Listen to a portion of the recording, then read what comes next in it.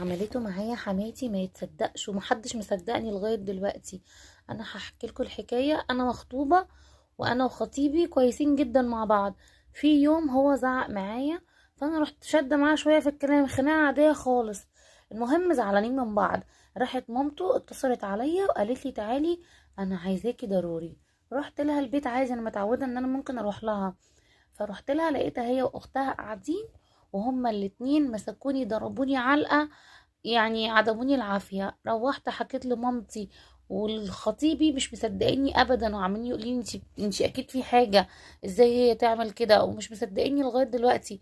مش عارفة اقنعهم ازاي، ومش عارفة اكمل معاه ولا لأ.